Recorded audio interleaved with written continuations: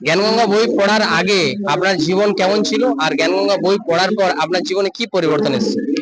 জ্ঞানগঙ্গা বই আমার জীবনে পড়ার আগে আমার বহু ভক্তি, বহু ভাব, বহু ভাবের বহু প্রকাশ এবং প্রকৃত জ্ঞান থেকে বঞ্চিতই ছিলাম।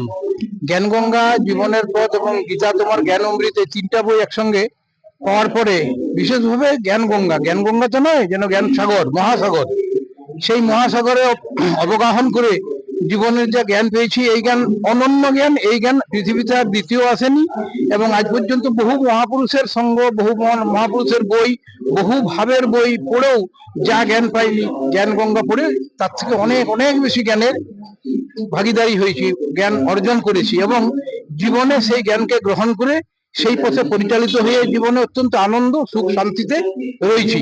এই জ্ঞান আর দ্বিতীয় জ্ঞান পৃথিবীতে আসেনি। এই জ্ঞানই এই প্রথম, এই জ্ঞানই হচ্ছে শেষ জ্ঞান।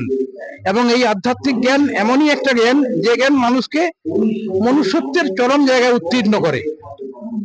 এই জ্ঞান আর অন্য জ্ঞানের মধ্যে আপনি কি পার্থক্য খুঁজে পেলেন? আসমান জমিন ফারাক।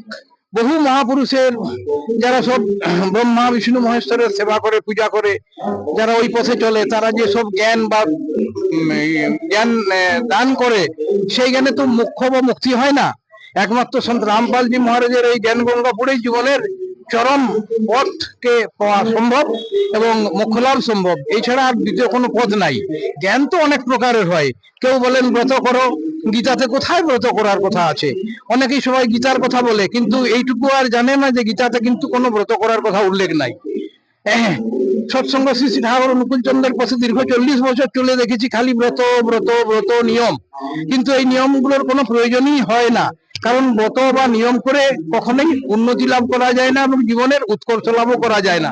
এই জ্ঞানটুকু হলো সন্ত রামপালজি মহারাজের জ্ঞান গঙ্গা পড়ে, যে এখানে ব্রতের কোনো স্থান নাই। সেই জ্ঞানই আমি লাভ করেছি জ্ঞান গঙ্গা থেকে। ধন্যবাদ স্যার। ধন্যবাদ।